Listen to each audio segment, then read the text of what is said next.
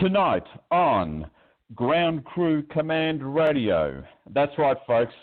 Technical attacks, technical issues are not getting in our way. That's the reason for the 3-minute delay with the commencement of this radio show. And it's a huge show, not just because we have the one, the only David Icke on, but also because it's the big announcement for next week's blue moon, super moon, lunar eclipse, all combined into one. Mass meditation is getting announced tonight. The big call out is starting from tonight from this show, and we're going to get in touch with it, really tune into the energies, and it's time to rally the troops is a better way to put it, to organize this mass meditation for next Wednesday. It'll be 6 a.m. Mountain Time that the mass meditation will occur on this very radio show live. So make sure you raise your hand and step forward to make that happen. More on this later. Of course, we'll give you updates on the 144,000 activation campaign and the Pierce the Veil Global Ley-lines Tachyon Chamber project later on in the show. And of course, as always, we have the news. We got, the government shutdown fiasco has been delayed, and it'll probably continue to get delayed until the time is right. And will the Zimbabwe dollar rise with the new high frequencies that we're going to make sure about with next week's mass meditation, and with the Earth Alliance planning to install it as the new African currency in a move to liberate the long impoverished African continent from Rothschild, Vatican, and P2 tyranny. And despite White Dragon Society concerns that the world situation is far too volatile from any US government reset with the installation of the or reinstallation of the Constitutional Republic, we're reminding here at Ground Crew Command Headquarters the rest of the world that the Constitutional Republic of the United States has no debt. Okay, it's only the Cabal's United States of America corporate debt. So the debtors are going to have to chase their money with the Cabal when that goes down. And of course, Pentagon sources say secret space program may have been used to nuke the missiles aimed at Hawaii and Japan and stop the Cabal from leaving the Earth as well. White Hat hits Cabal stronghold of Reno, Nevada, the last major unregulated offshore banking center on Earth where the Rothschild family have been gathering, with constant small earthquakes. And of course, they're hitting their underground base that's tied to the usual anti-gravity disk technology and Nazi activity in Antarctica. And all this has precipitated a meeting request from a senior CIA official said to be related to Admiral Byrd of the famous Antarctica White Hat attack on Nazi presence there in 1947. We all know about that one, folks. To discuss White Hat plans with the White Dragon Society Planetary Liberation plans right on the super blue moon eclipse, when you and I, the Army of Light, will be meditating, will be making our mark. So tune in to find how the 144,000 can make sure that this critical meeting is a success for all of us. And this and so much more, folks, tonight on Ground Crew Command Radio. This is the Unknown Lightwarrior.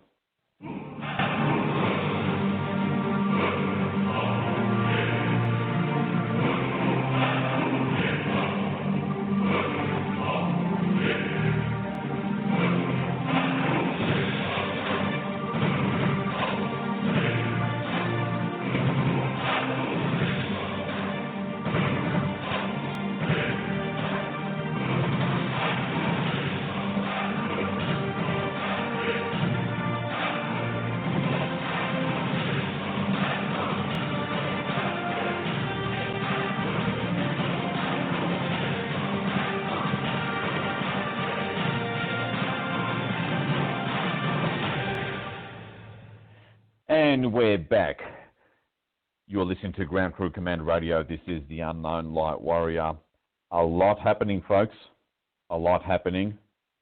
And no matter what we're going through with our day-to-day, the so-called mundane, we have to stand fast and make that big step forward at the right moment when our higher selves, our soul path, our calling reaches out to us, beckons us, when Goddess asks us to please help this one more time.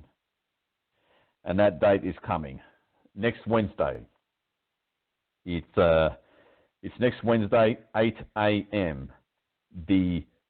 Only the second 144,000 global mass meditation that's going to shift and push and lift Gaia, humanity, and all the children of the world up to a much higher frequency, to make that turn, that fork in the road turn to the higher timeline.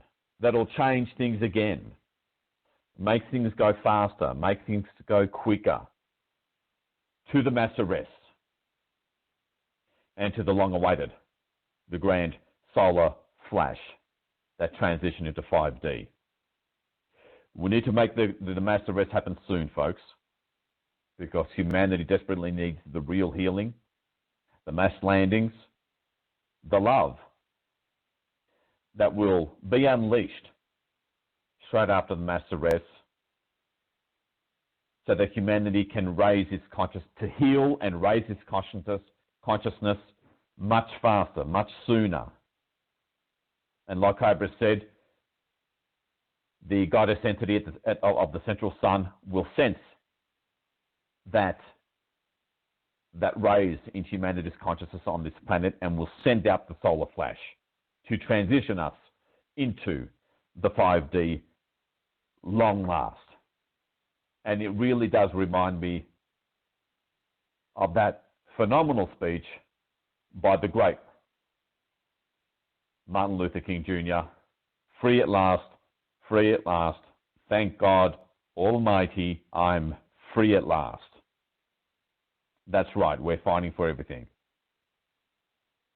And you can rely on us here at Return to Your Truth and headquarters of the 144,000 Ground Crew Command Radio to keep our flag always raised high, to keep that beacon of light that you can always see, no matter where you are in the dark, chaotic loudness of the 3D matrix. You can always turn and see that beacon of light that is Ground Crew Command headquarters. And stay tuned, folks, because we've got to make this happen. So mark it on your calendar. The second 144,000 global mass meditation will be at 8 a.m. Eastern US time next Wednesday, the 31st of January, for the super blue moon lunar eclipse showdown, where we will take charge and shift planet in the right direction, shift the planet in an even better direction, in yet another fork in the road. And as always, I'll give updates on where things are at with the 144,000 activation campaign. We're still building it. We're still trying to make things happen to get the numbers up. And the Pierce the Veil Global Ley-lines Tachyon Chamber project, we'll give you an update on that, on what's happening with that after the David Icke interview. Now, this interview with David Icke, it is a pre-record from this morning for obvious reasons, David Icke being in the UK. So it's all happening here, folks, and there's some amazing things here revealed regarding the AI as it relates to Morgellons disease, chemtrails, and lots of other stuff. Empowering clarity. As always, here on Ground Crew Command Radio, where it's all about you. The number one goal of Ground Crew Command Radio is for you, the listener, to walk away with something big every episode, so that you walk away with something with more certainty than before, with less fear than before, with a higher frequency than before each episode, so that you're much closer and much closer to your true identity that has no fear, that has no uncertainty. So, I'll play the short break, musical break, and I'll be right back with the one and only David Icke, the man who's been leading the charge in terms of the most visible public persona of the awakening movement, no doubt. Mr. David Icke is coming right back after this short break, ladies and gentlemen.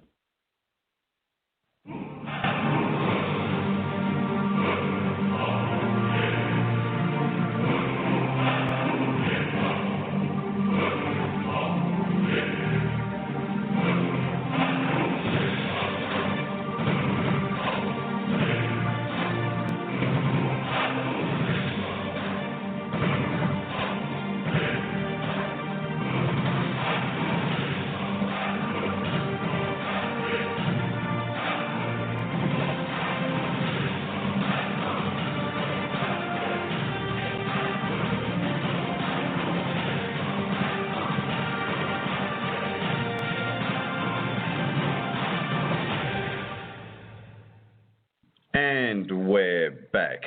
You're listening to Ground Crew Command Radio. This is the Unknown Lightwarrior. And, of course, I'm really grateful and excited to have David Icke on the show this week, because not just because it's David Icke, one of the most, I suppose, the highest profile speakers and authors, but because what I love most about David Icke is he's really led by example.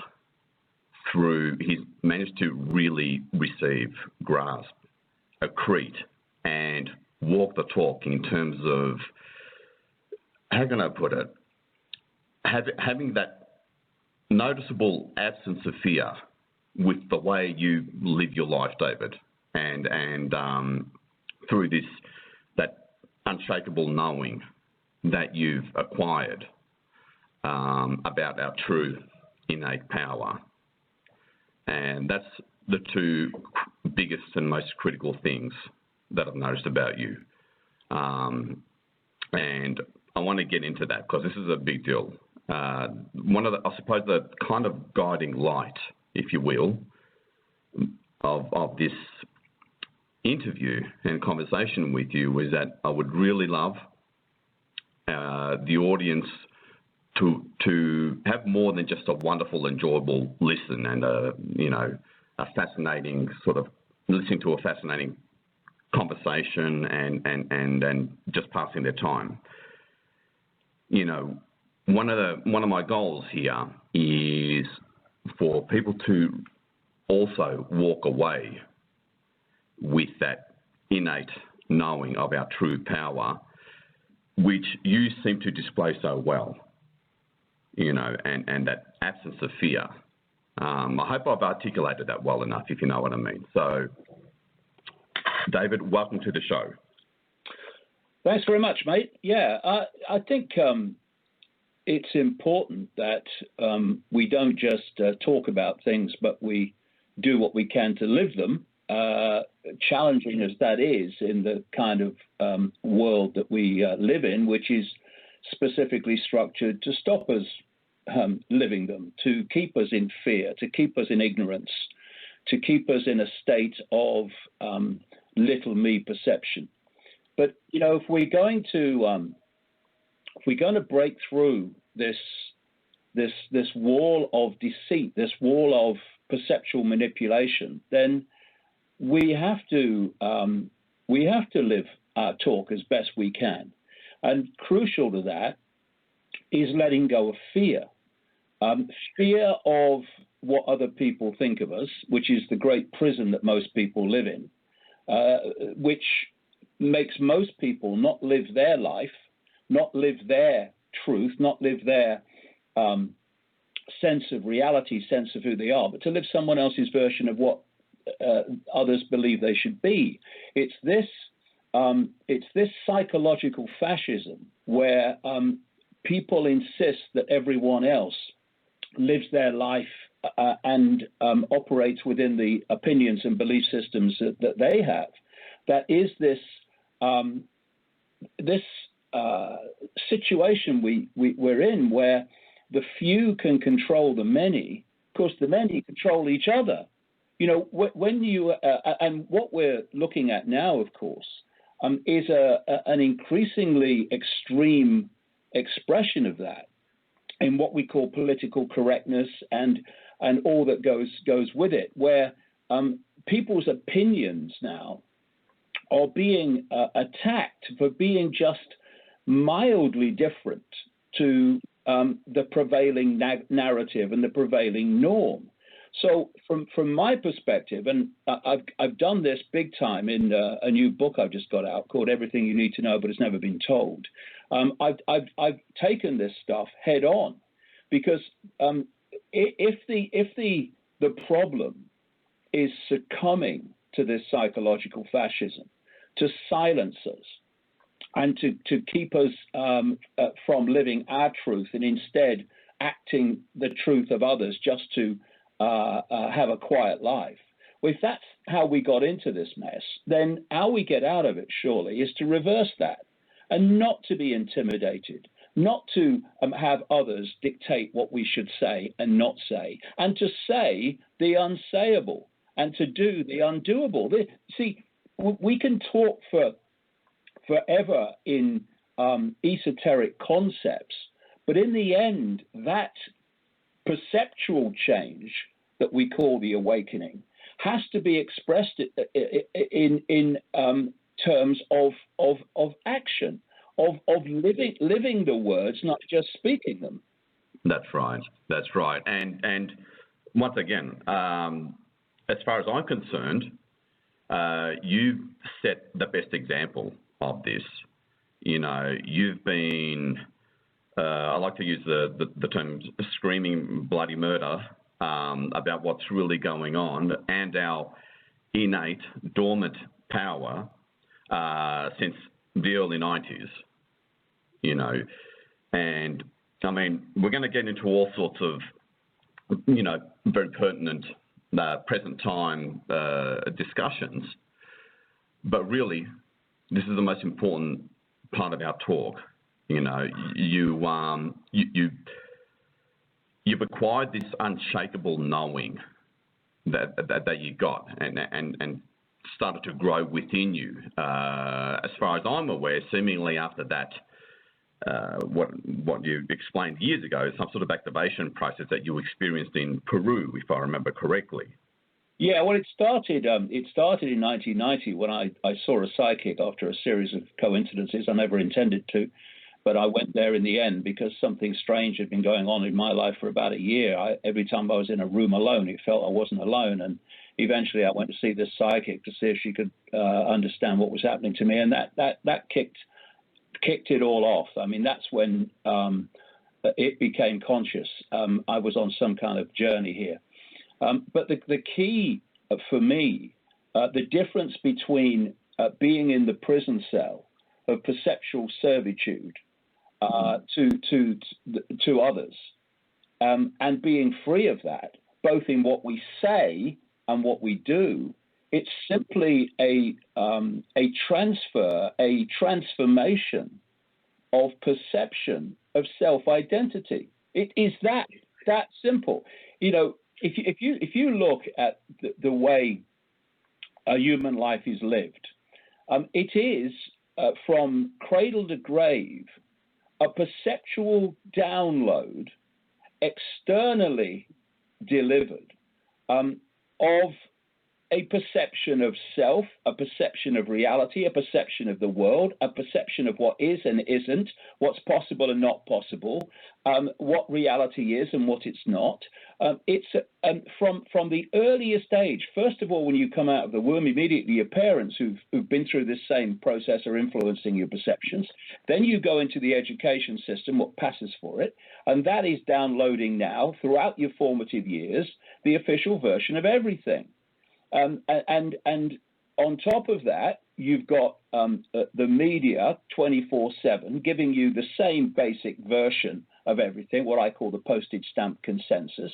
All your friends and associates who've been through the same system or are still going through the same system and process and have accepted it as real, they are your peers pressuring you to conform to what they've conformed to and not to question it.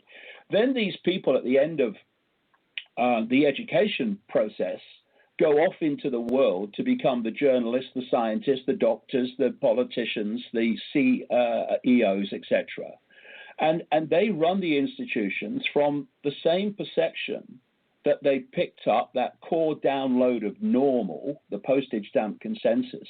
And so they're all telling each other that this download of normal and real that they've taken on is how things are. And basically, from cradle to grave, if you don't go outside the mainstream everything, all you're hearing is confirmation of a certain perception of self and reality.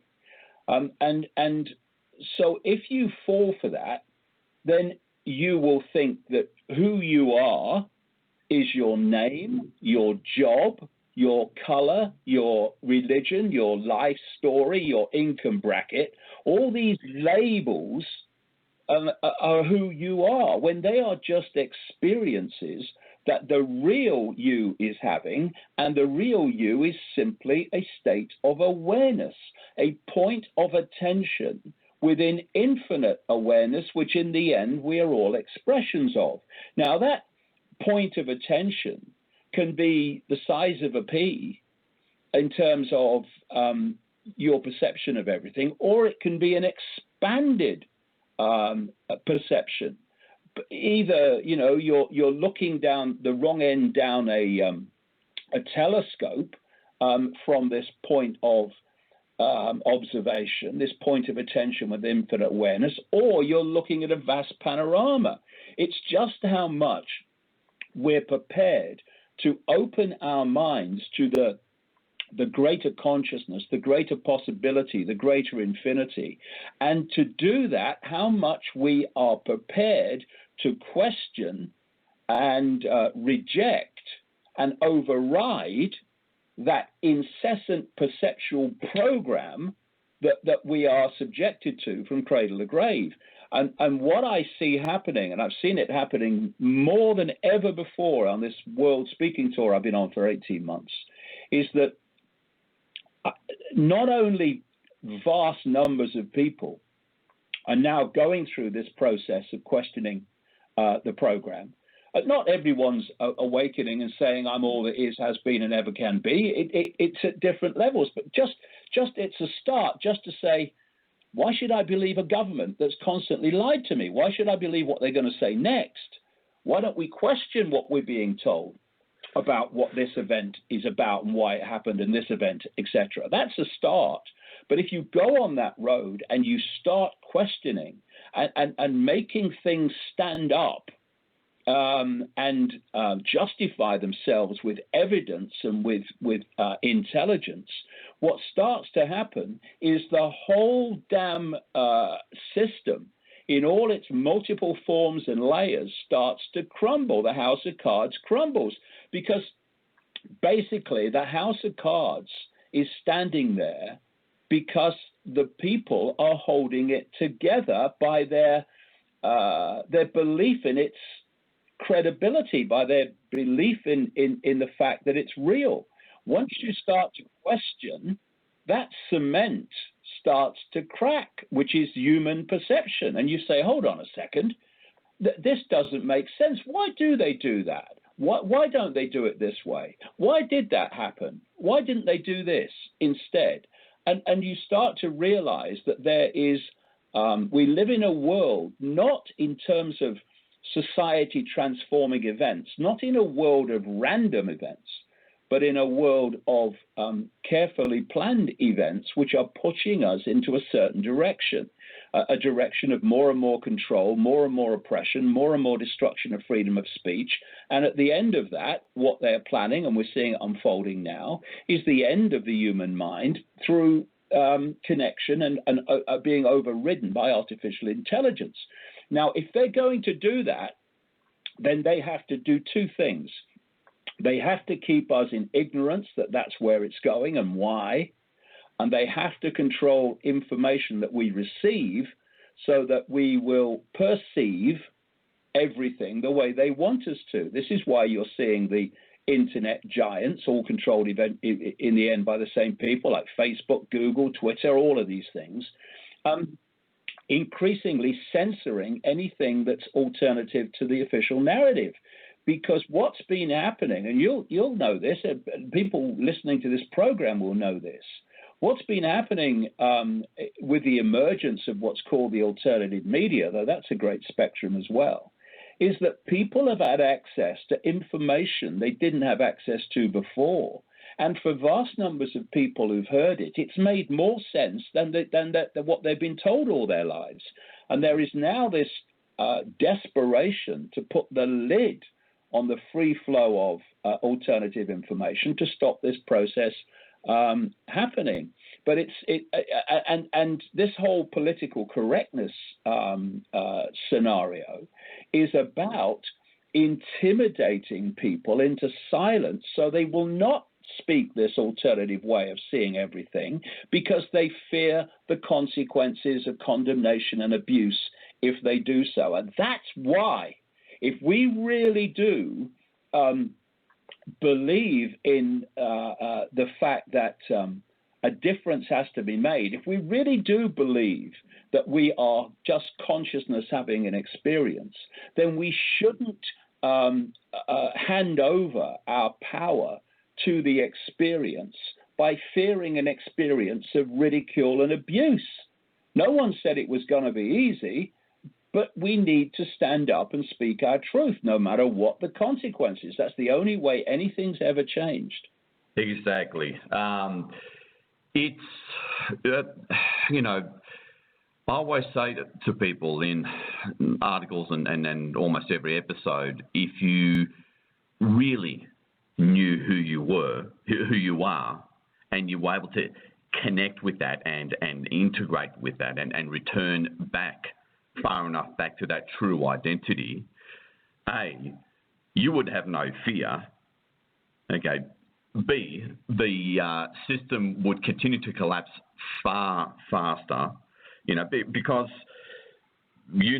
exactly that, as well as many people already know, that most of us, with our day-to-day, okay, with our so-called problems and so forth, we operate from all of our actions, thoughts, emotions, perceptions, what have you. We always, most of us certainly, operate from our false persona, our false personality, which is basically a false entity that's shaped by our conditionings, beliefs, programs, experiences, traumas throughout this current incarnation. And most of us operate from that, okay? And it's just a matter of making that shift back into who you really are, which is one of the biggest things that petrifies the cabal, controllers, whatever you want to call them, both physical and non-physical, absolutely petrifies them. And again, as far as I'm concerned, you've set the best example of that, which is why I want people to really be able to, I suppose, for lack of a better term, receive that knowing, that taste of that innate knowing of our power, which has resulted in you speaking to huge audiences, displaying this complete absence of fear. And I mean, I remember back, what was it, when the whole mass arrest thing came out back in 2012 or something like that. You know, and your reaction, and correct me if I'm wrong here, I'm just going off memory, but your reaction was mass arrests, you know, with the kind of attitude implying we don't even need mass arrests. We can do this ourselves if we just activate our dormant abilities initially through that you know, unshakable knowing. And even other speakers and authors that you've, you know, sometimes disagreed with, such as David Wilcock or Will Cobra, even they've said if just one of us on the surface of this planet you know, they both say the same thing in different ways. David Wilcock said if one of us activates our DNA enough, and Cobra says if one of us anchors in our I am presence down to the physical level, just one of us doing that, the so-called event can happen overnight. And what do you say to that? Because I really want people to receive the energy of this, to help them know who they are. Well, you see, I see it in very much more simple terms, I think. And I think what we tend to do is complicate things and make them sound complex, when it's actually very simple. For instance, people say you must seek enlightenment. No, we mustn't. In the act of seeking, we're always seeking and we're never finding. We need to realize that we are already enlightened because we are already a point of attention within infinite everything. And we can be a point of attention that says, I am Mrs. Smith who works on the checkout in the supermarket, and that's all I am. Or we can be a point of attention that says, I'm all that is, has been, and ever can be. And the difference in the experiences and the ability to make a difference between those two perceptions, that's all they are. That doesn't mean the person who says I am and knows that they are all that is, has been, ever can be is more special or better than Mrs. Smith who says I'm just working on the checkout. That's all I am. It's just because both are an expression of the same infinite awareness. It's about the perception and therefore the amount of that infinite awareness that we are accessing, and what this whole conspiracy is about in its foundation form is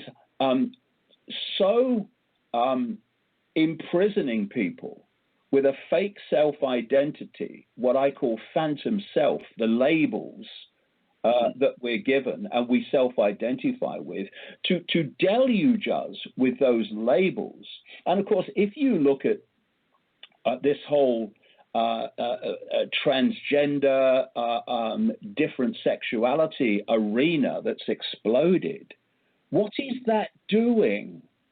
What is that doing? It is, again, taking us, or taking those that fall for it, even deeper into the minutiae of self-identity.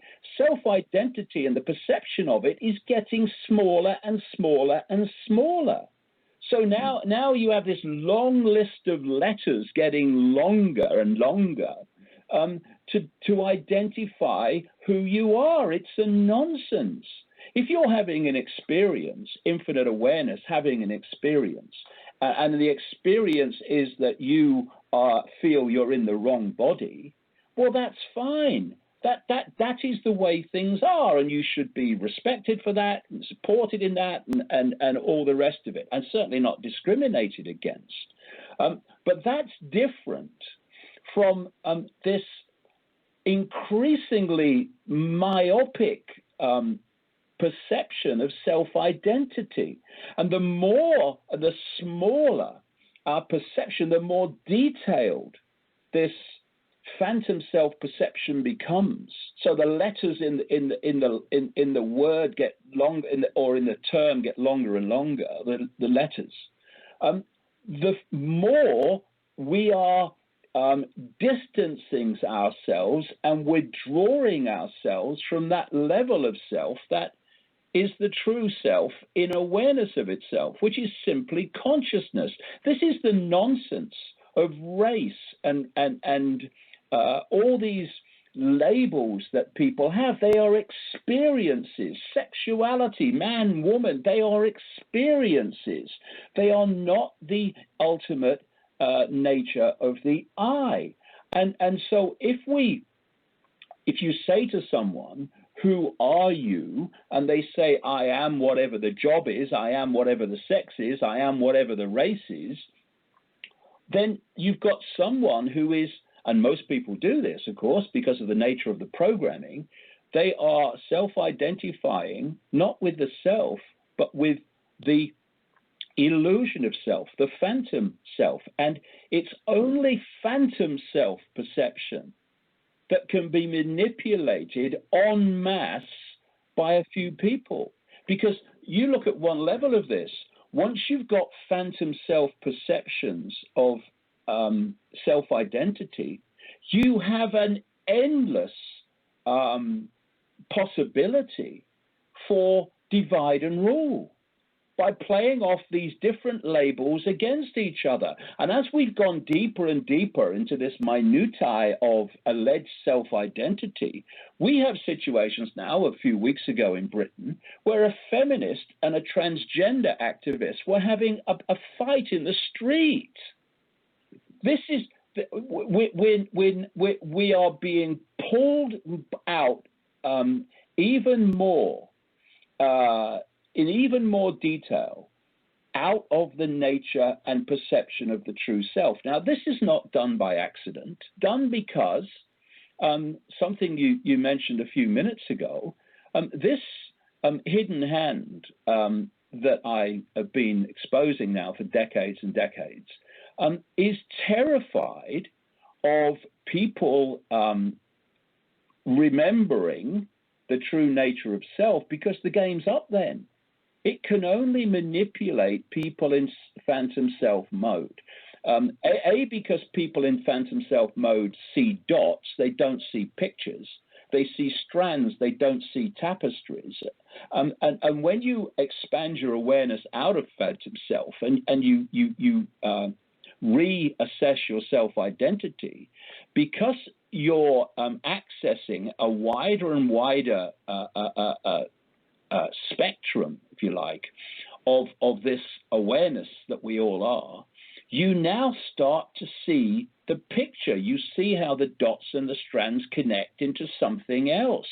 You stop seeing pixels, you start seeing pictures. And people in that mode who then try to explain how the world is operating by seeing those connections, to someone who sees only dots, those people are crazy. Because if you're only seeing dots and not pictures, how can you understand someone describing a picture to you that you cannot see?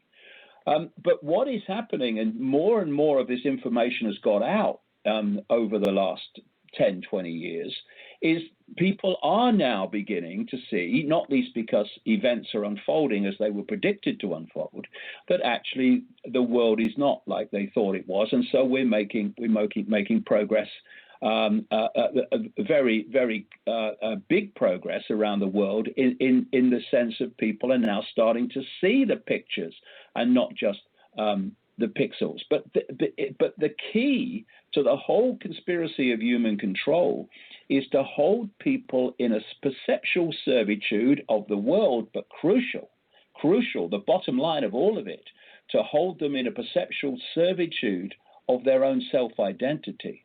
Because once you start to self-identify with being awareness, having the experience, now the experience is losing its power over you. And another thing disappears as you start to reassess your self-identity. Fear is what is fear? If you think about it, it's fear of consequences. And what are consequences? They are experiences. So what we're looking at is fear of experiences. And the reason that people fear experiences is because they think the experience is who they are. It's not. It's just something that their true self is experiencing. And you know, that is the crucial transformation from I am little me, phantom self, the labels, to I am infinite awareness, having an experience with what are termed those labels. And you start to live life instead of life living you, which phantom self doesn't live life, life lives it. You start to live your life, you start to take control of your life when you start to realize the nature of who we really are. Exactly. Brilliantly said. It all comes down to disidentifying with your false persona, false identity, and pivoting and reconnecting just through, even just like you said, shifting the point of attention to who you really are, you know, your true identity. And of course, this mass awakening that we've seen, especially in the last 15 years, as you've said in the past, you know, the cabal knew this was going to happen, and therefore they've drastically amplified the whole social engineering rollout with political correctness and identity politics, and it's, you know, obviously it's greatly amplified to try to divide and conquer as always. So, you know, that's just something we have to obviously rise above, doing that shift and returning back to our true identity, like you really well said. And now, again, folks, David Icke's really walking the talk. And before we get into the whole AI algorithm, the whole AI consciousness, which is an important topic I want us to cover, I remember in an article you wrote, I think it was around 2010, you know, you talk about these, again, I'm going off memory here, you'll talk about these electrical or non-physical spider-type entities you would see in your room at night, you know, and I remember you saying that you would just walk right up to them and they'll disappear or something, you know, like you had no fear. You know, and you showed them who's boss. And I pin that on your unshakable knowing, you know, of our truth and our power, that you've done your best to be an example of you know, of that kind of fearlessness and knowing your own sovereignty. And big deal, folks, you know, where you can get yourself to that point where that fear really does dissipate, if not completely disappear. So now, let me see. First of all, the other reason why I bring that particular point up, that old article, is just to quickly mention, is that connect? Do you think that incident back then, I mean, even if you even remember it, is that connected to the whole, what have we got here, the whole spider thing that controls the planet, you know, because you have spoken of that. Well, I've used the spider as an analogy of who's controlling the center of the web, and that spider, not literally, but symbolically, is not human. It's, in the end, it doesn't even take form. It's a very inverted state of awareness, which in its extreme form is what people in our society call psychopaths. It's psychopathic. And if this deeply inverted, distorted state of awareness takes control of you, then you become psychopathic. You lose, which is what psychopaths don't have, you lose empathy. You lose the ability to empathize and put yourself in the feelings of others that you are affecting, and thus you have no emotional consequence for anything that you do. This is why I've said many times over the years, it's a big mistake to judge what you would do by what this hidden hand would do, because it's not the same. If you have empathy, you couldn't order, the innocent to be pepper bombed from the sky day after day after day. You couldn't. You couldn't have people going hungry in a world of plenty. You couldn't abuse children. Your empathetic fail-safe mechanism would never even allow you to go near that. You'd be too horrified, too emotionally affected. But if you don't have empathy, which, like I say, psychopaths don't, it's the key element of a psychopathic personality, then you will do that. And not only will you do it, you'll get off on it. And so we're not dealing with a state of awareness that is what people would normally interact with. I mean, there are a lot of psychopaths in general society, but when you have extreme psychopaths making the decisions of what happens in the world, not least militarily and financially, etc., then you are in a situation that can manifest nothing but the world that we live in, which is one of extraordinarily the wealth concentration now is extraordinary. You're looking at tens of people owning the wealth that vast tracts and percentages of the world population together don't own. So, we're going in this direction of the concentration of power and the concentration of wealth that comes with the concentration of power. And you do that by psychopathic behavior, by having no problem with screwing people financially, so you throw them on the street, with fixing mortgage documents so that you throw people off the street out of houses you don't even own and have a mortgage on, whereby you'll bomb without thought of the consequences anywhere and anyone that you think will advance what you desire, what you're trying to make happen. And we have allowed those people, that awareness, to take control of the direction of the world. And this is why I do shake my head sometimes when I see people that call themselves spiritual, who say we must let go of fear, who then will criticize people for exposing these things because they say it's too negative. Well, what happened to letting go of fear? I tell you what's negative: ignorance. Because ignorance allows the few to impose itself on the many through the ignorance of the many of what's going on and who's behind it.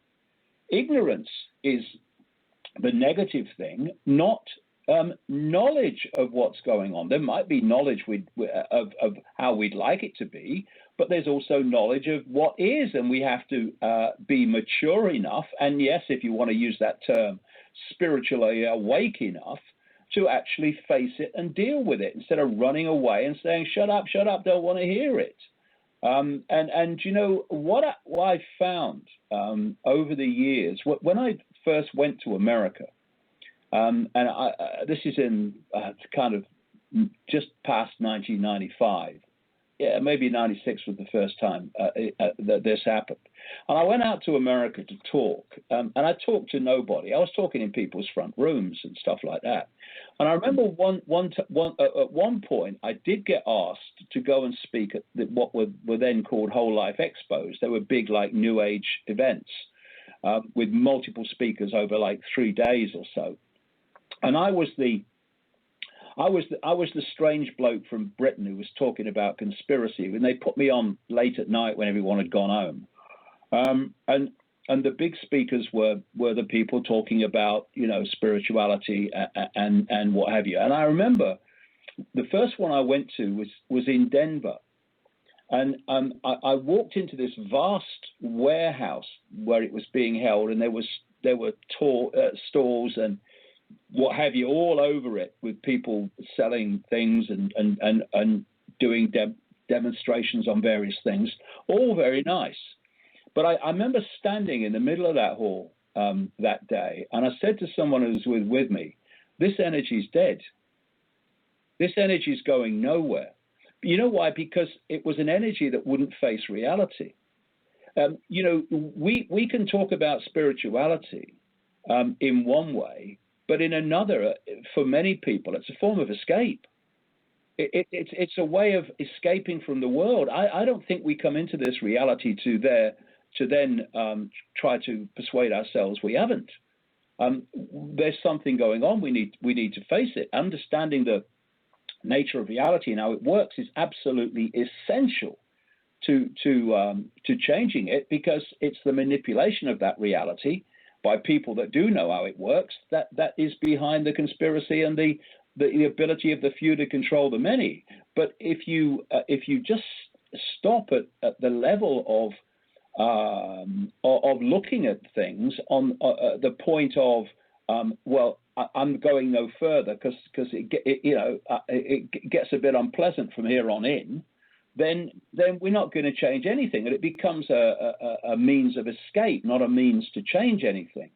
And within a very short time after I did that Denver event, the whole Life Expo arena just collapsed in a matter of years, one after the other. There were two groups, and they both went eventually, because the cutting edge was moving, it was shifting, and what was coming in on one side was this, what you might call Christian patriot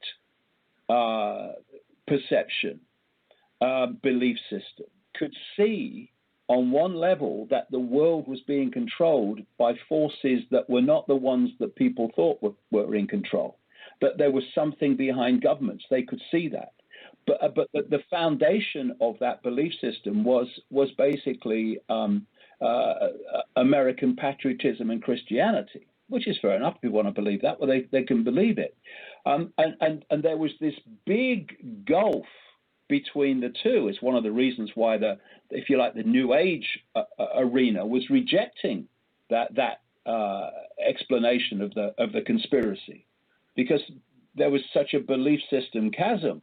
But what's happening, and this is what I've been trying to do all these last nearly 30 years, is to bring those two things together, to realize, yes, there is a conspiracy. Yes, there is an incredibly distorted, dark, if you want to use that term, force manipulating human perception, and through that manipulating human society.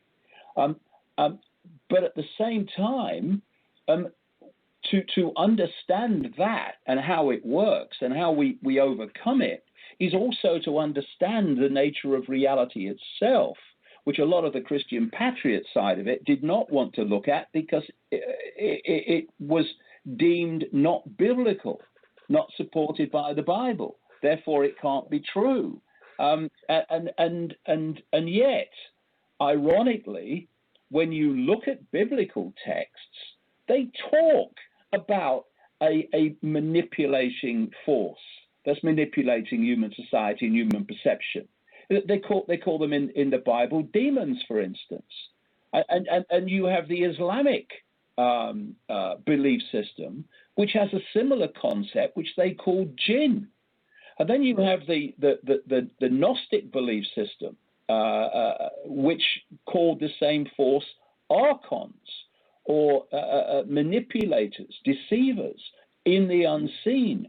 So actually, if people would just breathe and let their minds wander a little, then you'll see that what appeared to be a Christian patriot conspiracy polarity and what appeared to be New Age spiritual polarity, actually, if they would just both open their minds to expand beyond their belief system, then they would see that there is an enormous amount of common ground and common perception, but using different language. And it's bringing this together.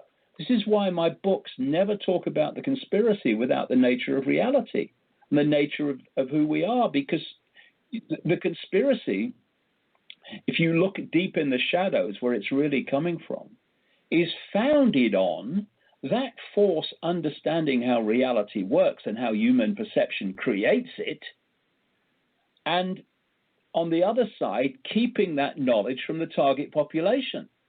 Because if our perceptions, and I explain in the books how this works, it's just a matter of physics, basically. Because our perceptions manifest our reality, it means that if you can control someone's perception, and in terms of humanity, collectively control their perception, you're controlling their experience reality. You know, if I program this computer with certain data, I can dictate what comes on the screen or not. The computer's not dictating it; it's doing what the coding's telling it to do. And for coding, read manipulating human perception of reality. So the whole stadium on which this is played, both the enslavement and the freedom, is perception. It's perceptions that have to change. How many times do you see a revolution change the people in power, but not what happens? Only the people doing it change, because the perception that ran the revolution was basically another expression of the perception that the revolution wished to overthrow, and so they changed personnel, but they didn't change reality. They didn't change society. The only revolutions that ever change anything are revolutions of perception, because that does change everything. It has to change when perception changes. And this is where the whole thing is being played out. And we can talk about banking scams. We should. We can talk about the manipulation of 9/11 and manipulated wars, etc. But we need to know that, because that's all part of the perception deception. But in the end, it's human perception that has to change. I mean, you know, if I'm in a room now with people, and my perception is that, you know, I'm antagonistic towards those people, and I have to fight those people, and they have a different opinion from me, so I have to impose my will upon them, and I have to tell them how ridiculous and bad they are because they have a different opinion from me, then there's a certain experience that's going to happen. It's not going to be very nice. But if I say to the same people, hey, I don't agree with you, but I respect your right to have your opinion, let's hear what you've got to say. Well, this is what I feel. You know, I don't believe what you believe, but, you know, let's have a chat. This is what I believe. What do you think? Then we're going to have a nice experience. It doesn't mean we're going to agree, but we're going to have a nice experience. And the only thing that's changed between the two is the perceptions of the situation. And so what we have now, manipulated systematically and mercilessly, not least through the colleges and universities, is the perception now among what are called ironically progressive when they're regressive, is that only their opinion has validity. Thus, anyone who has a different opinion must by definition be wrong, and must by definition be a bigot, a racist, and deeply unpleasant. And this is what's happening now. The polarities are being created, and so-called progressive people, and there'll be a lot of these progressives that were, you know, in what was once called the New Age movement, who are actually the very inversion of what they claim to be. They talk about diversity when they want to destroy diversity by silencing people they don't agree with. I mean, it's a form of mental illness. And I don't say that in terms of, you know, just a throwaway line. Oh, yeah, symbolically, they're mentally ill. I say literally it's a form of mental illness. If you define mental illness as an incapacity to think outside of your own opinion, of your own dogma. And that's what we're looking at. If you can't think outside your own dogma, that's only one level of it. That's fair enough. You've got a closed mind. But when you then say, and anyone that doesn't have a closed mind like me and doesn't believe what I believe and have the opinions that I have, I must attack, I must abuse, I must shut down, silence, then I think you're moving into the realms of mental illness. Yeah, and they do justify violence with that kind of thing, exactly. Anyone who disagrees with them. And a big part of this, as you know, is, you know, a person doesn't have, say something that's real, Okay, something that's very real that, you know, we see and know about. But if they don't have that as even as a reference point in their minds, then they can't see it, even if it's right in front of them. You know, it's like the old story about, you know, the native Indians in the Caribbean not being able to see Columbus's clippers, even though they were right in front of them in the middle of the bay, because they didn't know such things existed and they literally couldn't see them. You know, and that's a really big one. Just being able to raise that consciousness, raise your level of what you know is real and therefore in front of you, and then you start to be able to see it, which, you know, more than explains the extremely aggressive, meticulous, multi-layered mind control, manipulation programs, the social engineering programs of the Cabal. And we can go on about that for hours, but unfortunately we have to move on, and let's get into the Silicon Valley crackpots, which was a great way to put it. You know, apparently you've said that DARPA is controlling the world through Silicon Valley, Alexa, what's the other one? Siri, I think it was called, virtual reality games, and there is a plan to connect the human mind to the AI by 2030.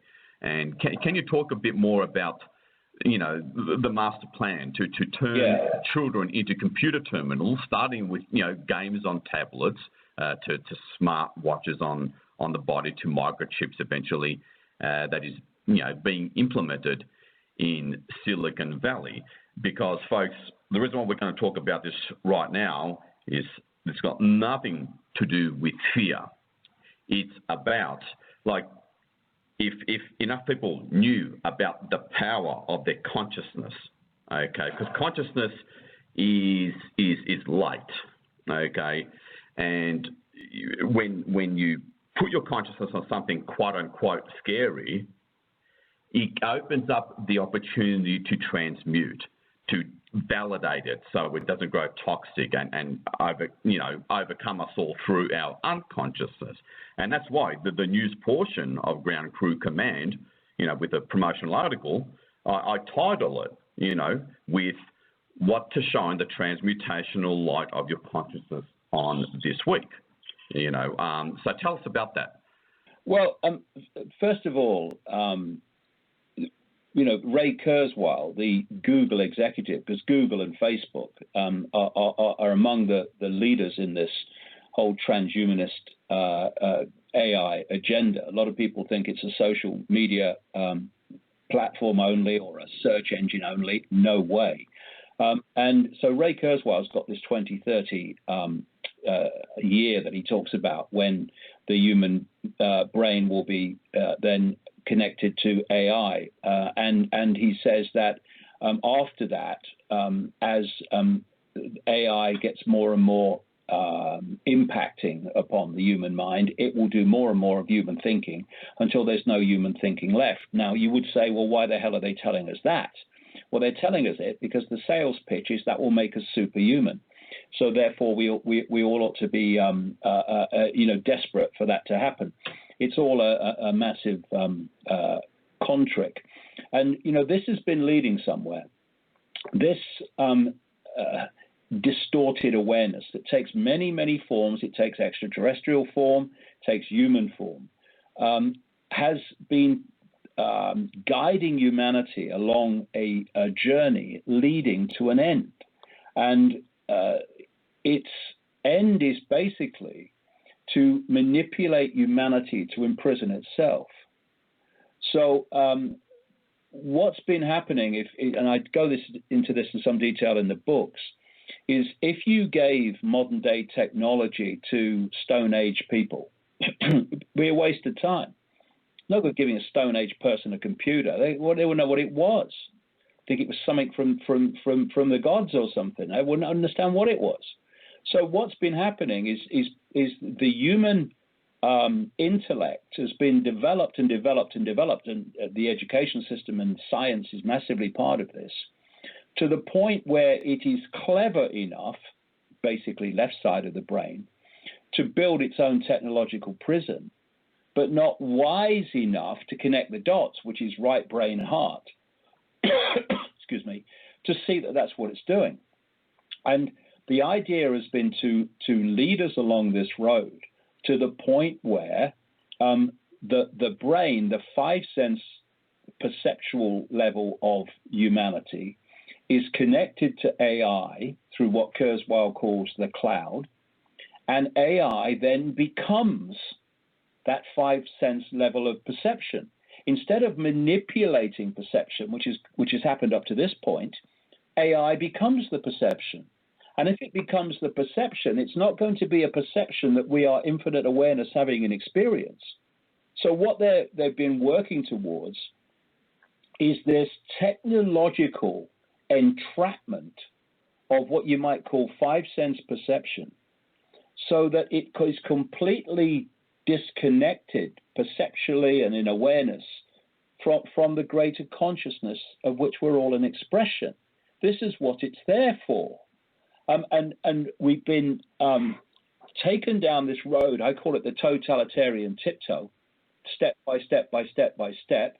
First, they get the and they are concentrating this, not totally by any means, but massively concentrating this on the young and children and young people, because they're going to be the adults when this stuff's supposed to be happening in its fully flown nightmare of AI control of the human mind and human emotions and human perceptions. So what you have is this concentration on children and the young. And the first thing is to get them addicted to technology, so the technology becomes the master of them. And when you then look at these things like the Echo and Alexa and all these so-called assistants that are connected to the internet, produced by Amazon and all the rest of it, all that is perceptually pulling in and merging human perception with AI. It's merging. That more and more AI is involved in human life, thus human perception. So now people in their homes all over the world are having conversations with a piece of technology as if it's human. This is the merging perceptually that's taking place. Then they moved on, where they're well into this now, to technology that people wear on the body, because the idea is to get in the body. There's your Google Glass and your Apple Watch and your Bluetooth on the ear. And now we're moving rapidly into what they call implantables, which is to put technology in the body, which then can't be removed, which will connect the human mind, the human body, the human emotional processes to AI, which will then become the human mind. And the human, as we perceive human to be, will be no more. That's the whole point of what is happening. But if you don't connect the dots, then you'll just see a series of random events. And therefore, you will get up at 2 o'clock in the morning and you'll go down and you'll stand in a long line round the street and through the streets so that you can get the next piece of your enslavement from Apple or whatever when it's revealed in the dead of night. And so I got one of the first ones. Oh, kind of round of applause. You're the first person to get this next stage of your enslavement. It's madness. But you see, again, it's perception. And what is happening, this is why, we now have people that go into emotional trauma if their phone battery is getting low. We get people going into emotional trauma. These are now medical conditions. If they're somewhere where there's no Wi-Fi, because we have this digital heroin, and it's been my view for a long time that there's something coming off these phones and this technology which is adding to that addiction through frequency vibrational means. So the next thing is, because once you get into this, the world opens up and things that seem to be random take on a very different view. Kurzweil's cloud is supposed to entrap every human being on the planet, everybody. And eventually, And therefore, you need this technological sub-reality, this Wi-Fi cloud everywhere. And this is why companies like Facebook and many, many others, like SpaceX, Elon Musk's company. I mean, hold on a second. Here's Elon Musk coming out as apparently a challenge to the Kurzweils and the Zuckerbergs and saying, hey, this AI stuff connecting to AI could be the end of humanity. And then he does two things. One, he buys a company called Neuralink, which is about connecting the human brain to AI. And then he's got this company, SpaceX, which is constantly putting rockets up to put satellites into orbit that are beaming back Wi-Fi all over the planet, so no one can escape it, could escape this cloud. You might remember, I think it was 2016, there was a SpaceX rocket at Cape Canaveral that exploded. Well, that exploding rocket was about to take a Facebook social media platform satellite into orbit to bathe sub-Saharan Africa in Wi-Fi. And in the new book, I've quoted people in the financial arena who have done assessments on this whole Wi-Fi satellite situation. And they're pointing out, because they don't know the real reason for it, but there is no financial sense in putting up satellites at vast cost to provide Wi-Fi for parts of the world where people don't basically have computers yet or smartphones yet. Because what's the point? There's no financial gain from it because it's not going to produce anything financial from people who don't have any money. But that's not the point. The point is not financial. The point is creating this global cloud of Wi-Fi where no one can escape it. That's why it's on trains, it's on buses.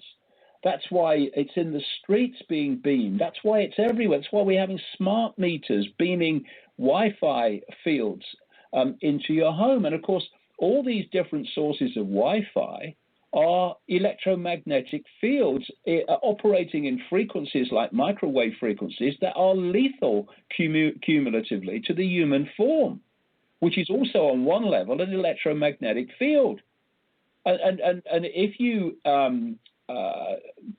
introduce very distorted, destructive electromagnetic phenomena and you put it in an arena where humans are, that's going to massively distort the human electromagnetic field, which is going to play through as what we call human disease, disharmony, illness. This is how it works. But you see, when if we come back, because in the end everything connects to everything else, if we come back to this program that we started out talking about, where you come out of the womb and you go through a perceptual download all your life, this perceptual download does not include connecting these dots so you see the picture that I'm talking about. It's a download of information designed to stop you connecting dots. And that's what's happening. And that's why schools are a waste of time. They're programming operations. That's why the media is a programming operation, et cetera, et cetera. Well, God knows they're just absolutely scrambling to try to reinforce the veil with whatever they've got, because, as we know when they know what's coming down the pike, so to speak, and I don't see anything stopping that. So just to finish off with this, what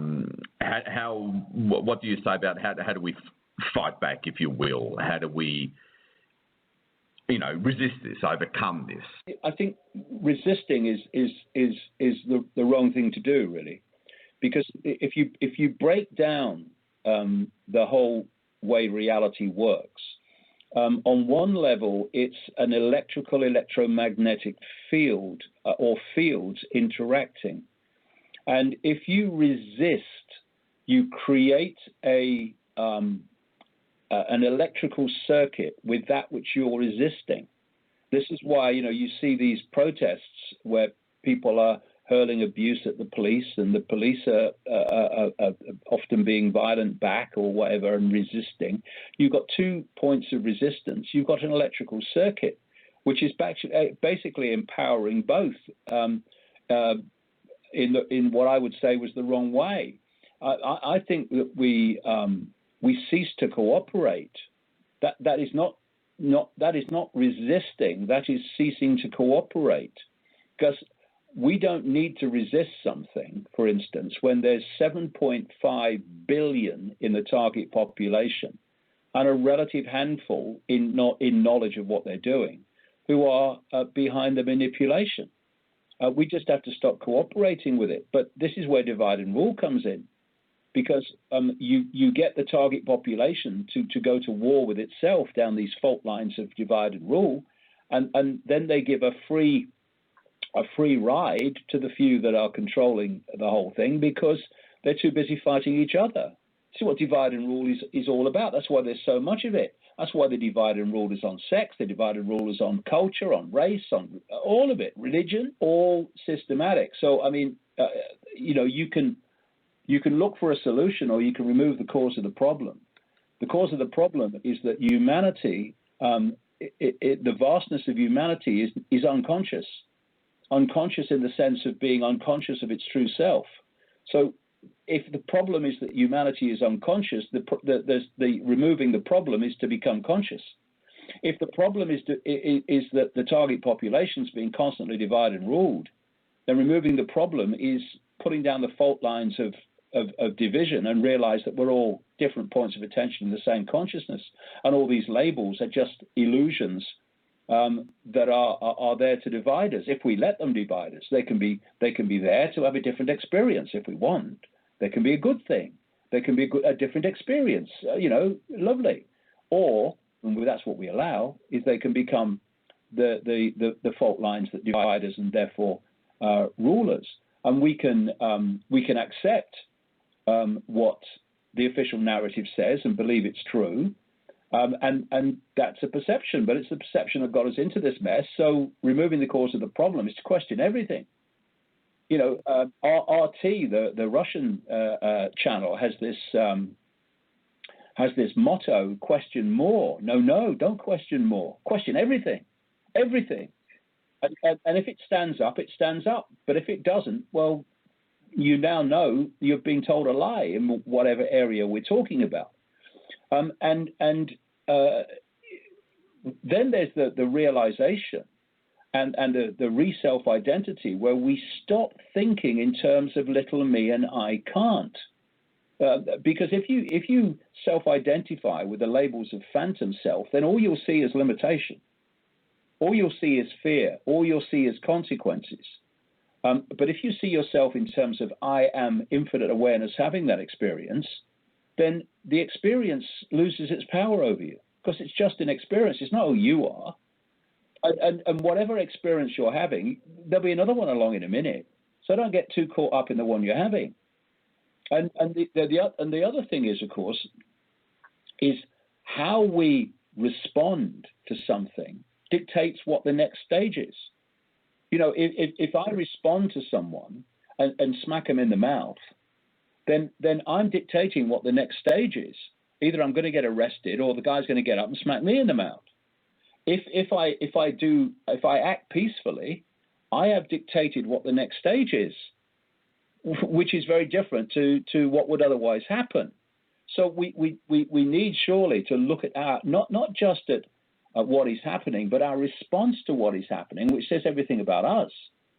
And instead of reacting in a way that suits the system, which is divide and rule and more conflict and more abuse and more emotional reaction, look at it in a way that infinite awareness would look at it. Look, it's just an experience. And in the way that things work, how you respond to that experience is going to dictate where that experience is going to take you, or whether it's going to continue or whether it's not. So take control of your life by realizing that your perception, which means your actions eventually, dictating your next experience. So if you want a nice experience, then don't act in a disruptive way, or your next experience won't be nice. We are in control by our reaction to events. which then dictate what the next events are and how they turn out. We've been persuaded that we don't have that power, and that's why most people don't use it and get caught in the perceptions of the system, which becomes the experience dictated by the system through those downloaded perceptions. Yes, certainly. And, coming from your true identity as opposed to your manipulated and programmed personality or false persona shaped by this world is certainly critical to that and disidentifying with your so-called outer reality. Very true. Now, before we talk a bit about your latest book before we come to a close, I just want to ask if we can quickly just get into, can you talk about Morgellons and apparently it's an AI supposedly patented by Monsanto, which is said to be a cross between a human embryo and a spider, apparently. Okay, and people say it comes from both chemtrails and vaccines. And is this another form of AI takeover of humanity? And if so, what can be done to prevent this from taking over our bodies? Well, I mean, that's a long story, but in short, yes, I think all of the above is true. I've looked at this in detail in the new book, and I've talked to a lot of people with Morgellons. First of all, it started to appear when chemtrails started to appear, and people began to notice them. And what is happening is that people are finding basically forms of technology and human-made substances, and substances that are certainly not made in the public arena by humans, in their bodies, and they can pull them out like strands of tubes and hollow tubes and what have you. They can pull them out of the body, but they go on replicating. And when you look at, as I have in the book, the descriptions of the world that's coming from people like Ray Kurzweil, then he's basically describing that. He's talking about intelligent AI in the form of intelligent technology of the kind we're talking about. And there's even a name for it now. They call it smart dust, because, of course, everything today is smart, because everything smart connects to everything else called smart. That's what it is. It's the creation of a smart grid with all these different expressions of it communicating with each other to create this grid. And smart dust is also what is called nanotechnology. It's so small the human eye can't even begin to see it. And this is clearly what, when you look at the evidence, is what is coming out in down in chemtrails. And it's affecting not only the human body, it's affecting the environment. Now, I'm going to give you a quote here from Ray Kurzweil, who said, "Nanobots will infuse all the matter around us with information. Rocks, trees, everything will become these intelligent creatures." What he's saying is that what they're going to do is infuse AI technology into the entirety of the environment. Well, how the hell are you going to do that except by dropping it from the sky? And that's what is the chemtrails are not only about that, but they're absolutely what a fundamental part of what chemtrails are about, among many other things. And I have heard it said, I'm not saying it's true, I've heard it said that what we call Morgellons sufferers are people whose bodies are rejecting it. And as the body rejects it, they're having physical symptoms, and the stuff is coming out because the human immune system is trying to eject it. And so, people have these great sores on the skin and everything. Whereas others, it is suggested, are assimilating it. Because you see, the end game is not only to connect the human mind to AI, but to create a completely different human being, to create a synthetic human being. This is why now they are talking publicly about the development of a synthetic genome. And I would say this is so important. Whatever you see in the public arena in terms of technological development is light years behind what's happening in the shadows. Because this is another important point. You know, these people are not sitting around a table, tapping their fingers, waiting for some geek in a garage in California to develop the next stage of technological development necessary for their plan of human control through AI. This technology has been there for a long time because it's being handed over from non-human sources. And the technological transfer, which is taking place to a large extent in these deep underground military bases around America and other parts of the world, from non-human to human sources, is being played out into the public arena in a specific sequence. This is why it's now moving so quickly. It's moving so fast in terms of the AI takeover through the technological developments, because they're not developments.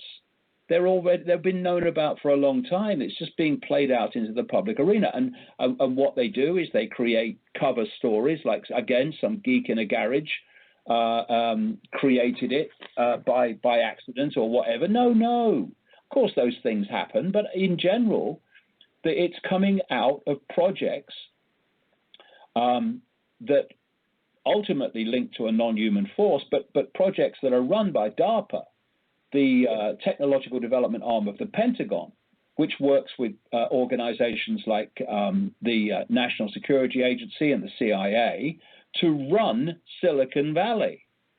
Silicon Valley is not the origin of all this. It's a means through which it comes into public use and into public society. It's coming out through DARPA. Why would DARPA, which develops things like death rays and ways of creating genetic destruction of specific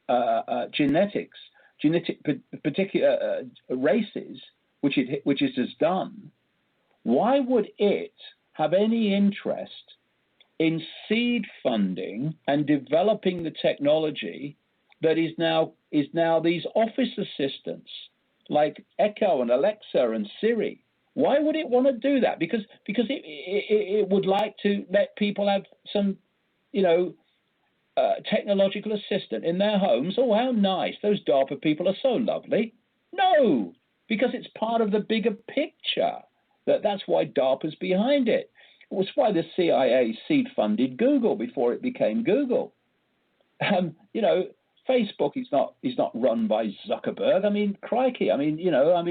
He's a little boy in short trousers. He's just the front man.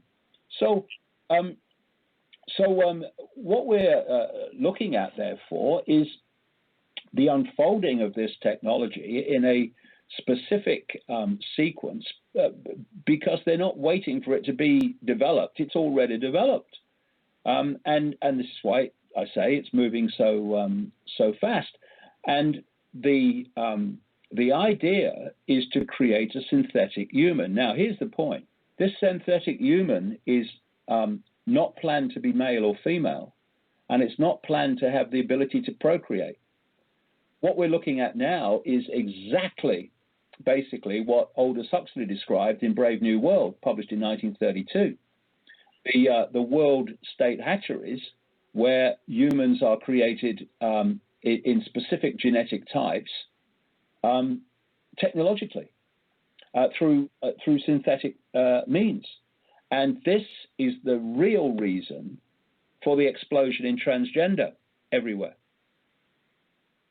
They're pushing that. Well, they're not pushing it. It's freaking exploding everywhere. Why? Because, again, who is the biggest target of it? Children and the young. because they are fusing their perception of gender. First of all, you break up the perception of male and female, and you start to fuse the genders and have multiple genders between the two, which is why you get this long list of letters these days, getting longer. But what you're doing, totalitarian tiptoe, perceptual manipulation, is you're moving perception to the point where there is no gender. And we're hearing these phrases now. Oh, there's no gender. Don't identify with a gender. Well, being done to prepare people for when they are adults to accept this no gender human. And that's what it's all a mind game. And it's unfolding in front of our eyes. Yep, exactly. And remember, folks, your true identity, who you really are, not this false incarnational personality, can easily overcome this, easily clear this, easily handle this. There's absolutely no reason for fear when again, you know and live and breathe who you really are with your true identity and connect with that and return back to that, and all of this, no matter how scary it may appear, it's nothing to who you really are, to your true identity. And that's where it's all at.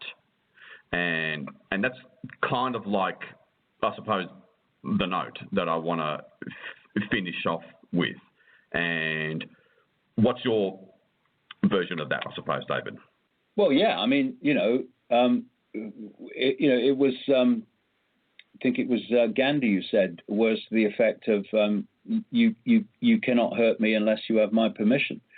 And you cannot take control of my perception unless you have my permission, and I'll let you do it. And once we get our perceptions back and we get our true self-identity back, then the whole edifice will fall, because it's totally dependent on us not getting it back. That's why they work so hard to keep us in ignorance of the true self and in ignorance of world events and their real context and why they're really happening. Yeah, that's when people can finally realize, I can actually choose to withdraw my consent and agreement just by saying it in front of the mirror. When I think about these, and that connection starts to build, reform with the true identity, beginning with simple things like pivotal things like that. And so, David, any last words? It could be about your book. It could be whatever it is that you feel people really need to walk away with from this show. Well, the thing about the book is that I've been on this road now for nearly 30 years, and the new book, Everything You Need to Know but Have Never Been Told, is the work of 30 years, and there's a vast amount of new information in it, and it provides the detail that shows that this is not a myth. It's not being pulled out of the ether. There is the evidence to back it all up, and there's a hell of a lot more than massively more subjects than we've been able to cover here, of course. It's available via davidicke.com, and you'll get it very quickly, because it will be posted inside America if for America and Canadian people. It won't be coming from Britain, so you won't have that postage to pay. It will be an American dispatch. And the other thing is that I've been on this world tour for the last 18 months called the Worldwide Wake Up Tour. And the last of them, it was all day, 10 hours, over 10 hours of information, and about the best part of 2,000 illustrations. It was recorded. The last one I did, and it'll probably be the last all-day one I'll do, certainly for a long time, just before Christmas, and that's now available through davidicke.com. The whole 10 hours, 42 minutes, I think it runs. And then I'm on a tour all year and into next of evening events of 4 hours, starting in Britain in the spring, and then I'm going around Europe, and then I'm coming to America, including Phoenix, which will be in December, and Chicago will be around the same time, and I think Minneapolis is another one, and there'll probably be more. Yeah, it's something that I feel driven to do. You know, I get up in the morning and my focus is on this, and I go to bed and my focus is on this, because we have a window here to let people know what they're not being told, while there is still the opportunity to stop the outcome that this crazy group actually want to bring about, and that will only be done with information. So I do it all the time, 24/7, every waking minute anyway, and so we're pushing on and pushing on and pushing on through the next year and then the year after that. Yeah. So davidicke.com, ladies and gentlemen, go to his website, subscribe to it. He releases great articles every so often. And check out his new book. Check out that 10-hour lecture recording. And, every time you go to a place and speak to a huge audience, and as far as I know, you're the only speaker in the, let's just call it the awake and aware world, that's able to fill up whole basketball-sized stadiums. You're the only one that's able to do that, and you do it constantly. And every time you transmit this information, you raise people's you raise people's frequency. You raise frequency, period, which is critical in this whole grand scheme of things. And we can't thank you enough. That's the thing, very quickly, about these events. When you've got an audience that has an open mind, and you're dealing with this information, it creates a collective energetic field that impacts upon the collective field. And when you do them around the world, that is compounded and increased. These events are very much about energy and frequency and all that side of it, as well as just voice to ear information.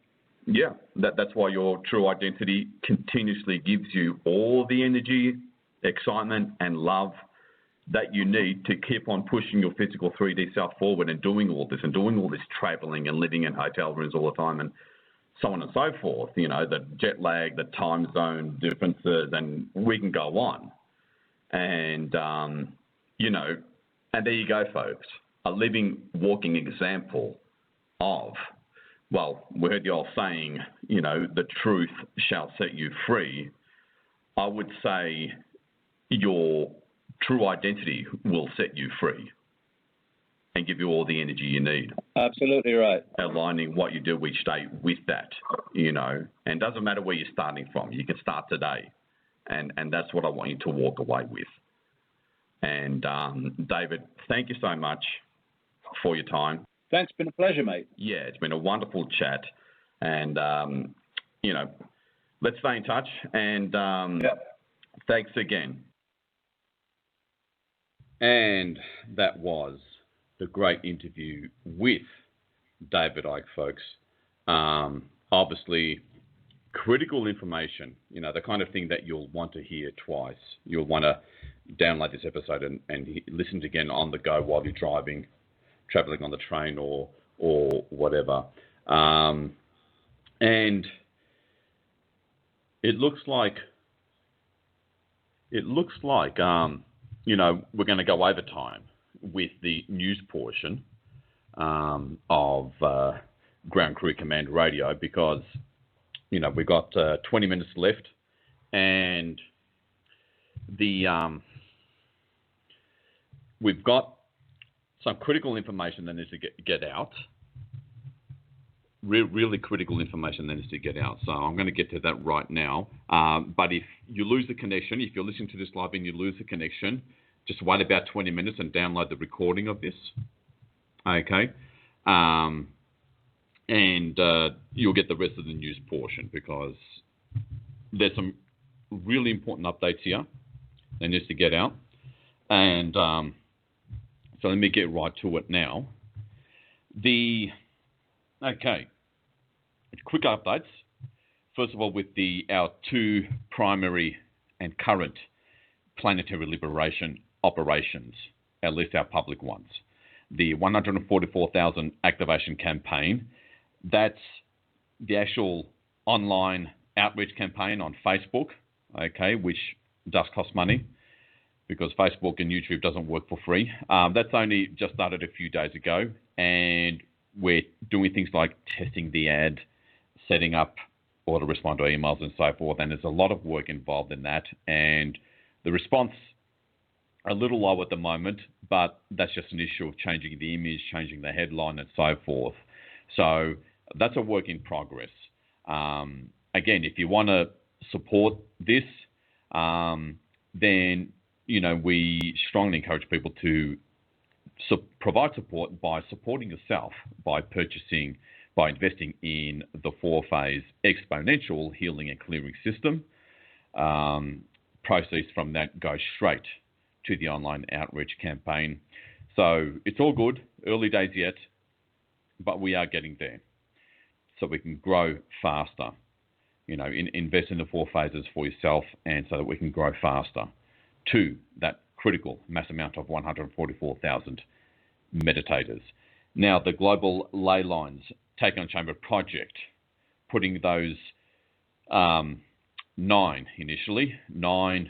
Tachyon chambers at those crucial nexus points on Gaia's grids to pierce the veil, not just bring in much more light into Gaia's grids to win the grid war.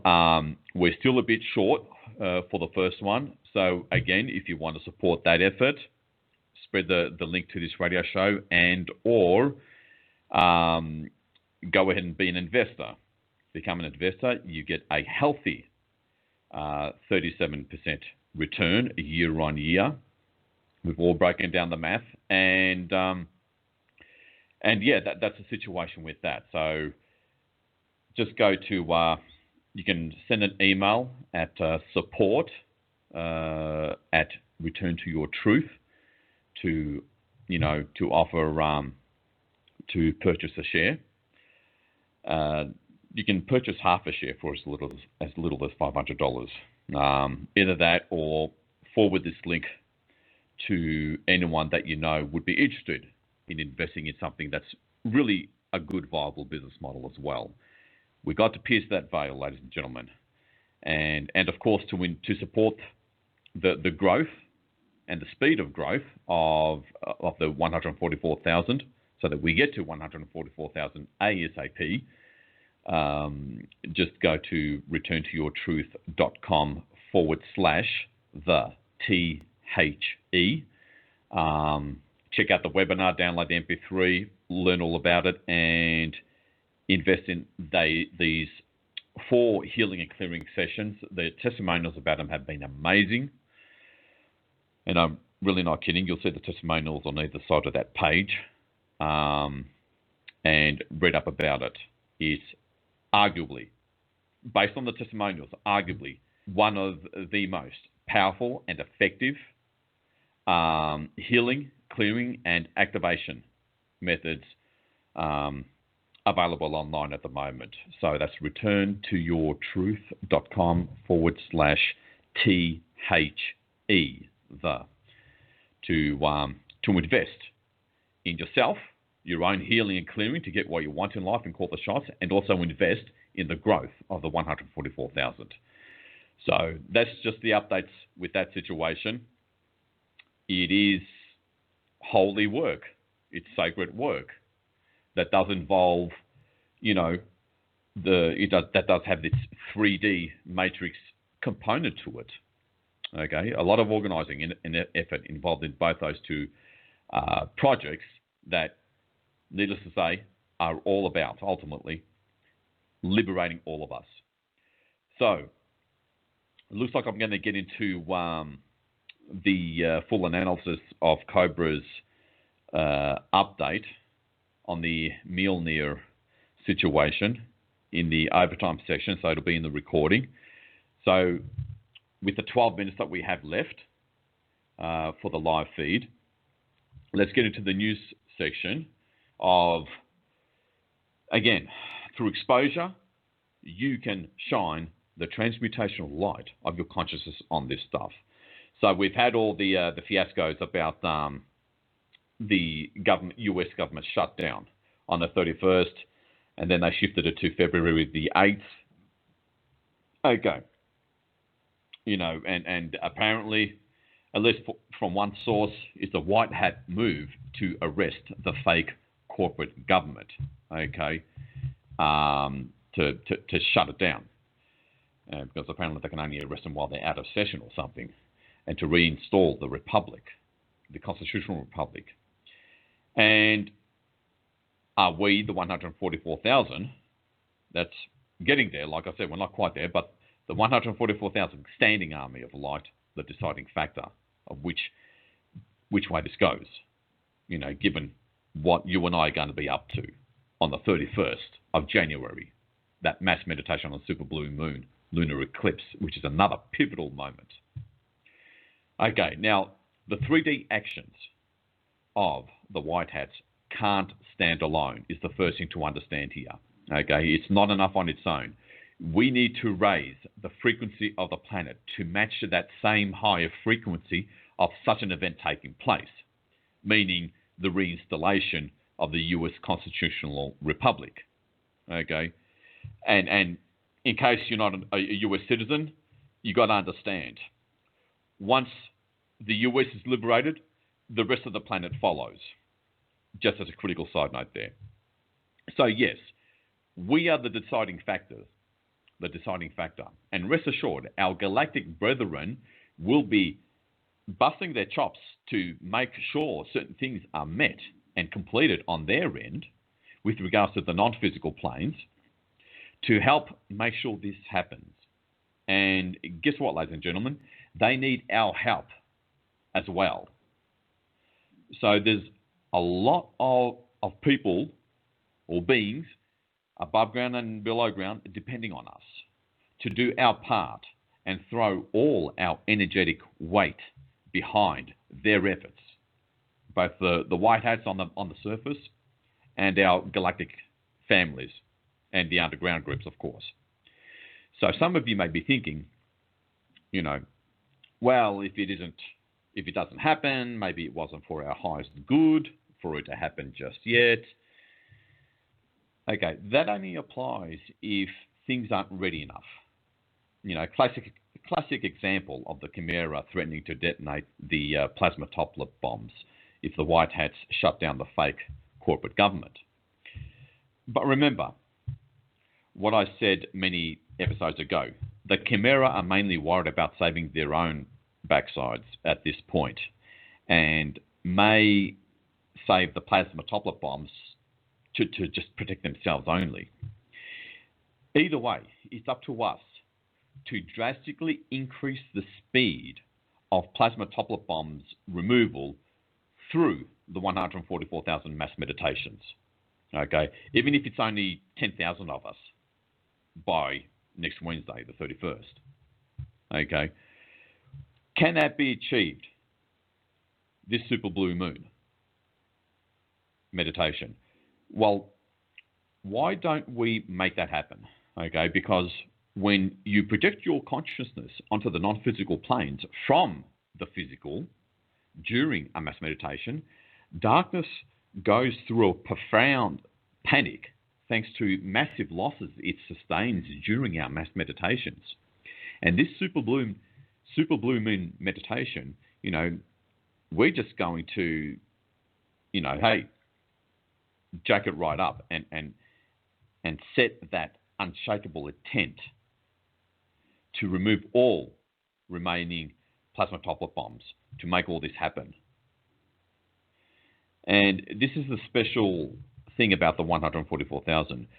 We'll be doing an extra 30 minutes after the standard 15-minute meditation under my direction to focus exclusively on removing all remaining plasma topple bombs. And I'll show you how to do it, so don't worry. And in one regard, it doesn't matter whether we succeed or not, because all our galactic off-world groups and families will be overjoyed and massively inspired by our actions. Don't discount that. This is a huge, big deal to them. Okay? So watch out for my email. That'll have the exact time for your time zone and so forth for the 144,000 Global Mass Meditation next Wednesday. Okay. Now, the Zimbabwe dollar, they're trying to, with the new high frequencies, that we're going to make sure about, will the Earth Alliance that's planning to install the Zimbabwe dollar as the new African currency in a move to liberate the long, impoverished, suffering African continent from Rothschild Vatican P2 tyranny. Can that happen realistically? Again, that heavily relies on us because the cabal see what the white hats are trying to do. Okay, they then plan and try to carry out their counter moves to stop positive developments like this. But if they lose their control over the energies through the 144,000 mass meditations being more powerful and numerous than their black magic crap, we open up the timeline where that kind of thing can happen. It really is all there for the taking. Event or no event. And we can, again, be instrumental in giving Africans, sub-Saharan Africans, a decent crack at, revitalizing their currencies. And that'll help them. That'll be under Earth Alliance control ultimately and help them lift out of poverty so that they don't have to wait for the mass arrests in the event. Again, we play a big role. All right, moving on. Despite White Hat Dragon Society concerns that the world situation is still far too volatile for a global currency reset, a financial reset, and the massive, US government debt, here at 144,000 headquarters of Ground Crew Command Radio, we're also reminding the rest of the world that the reinstallment of the constitutional republic means that there is no debt for the United States, the constitutional United States of America, only for the cabal's corporate United States of America. So the Chinese and Japanese, they can go chase their money with the cabal all they want. Like Drake said a long time ago, this time they get to buy lunch. Again, making that clear to the world and making things go our way is also our responsibility as the 144K standing army of light. By taking control of the energies through our mass meditations and overriding whatever the cabal, tries to invoke with their black magic rituals, we drastically accelerate the timeline possibility of shutting down the fake corporate government, regardless of whether it happens on the 31st or the 8th of February or not. So moving on. Pentagon sources say secret space program may have been used to down nuclear missiles aimed at Hawaii and Japan and stop the cabal from leaving Earth.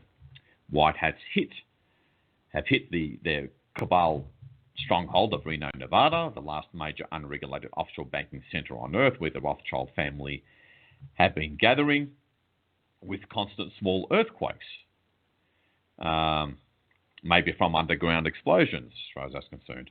And they've been hitting its underground base tied to anti-gravity disk technology and Nazi activity in Antarctica. And all this has precipitated a meeting request from a senior CIA official said to be related to Admiral Byrd of the famous Antarctica White Hat attack on Nazi presence there in 1947 to discuss White Hat plans with the White Dragon Society Planetary Liberation plans right on the super blue moon eclipse. Now, how can the 144,000 make sure this critical meeting is a success, for all of us, right, to get the best possible outcome from that meeting, right when we're meditating? So, needless to say, this is another physical event that needs our energetic support, okay? And that'll shift it to a much more higher likelihood or timeline outcome on that, with regards to the outcome of that meeting, where this particular faction of the CIA, which obviously appears positive, and the White Dragon Society can really, lock arms together and walk in the same direction, and for the meeting to go really well, harmoniously, everyone understand each other, they're on the same page, they agree on the same things, they agree on full disclosure, come up with excellent strategies to shut down and remove the cabal, at least from the US. How well all of that goes, again, really heavily relies on who's in charge of the energies. And that's where you and I step in.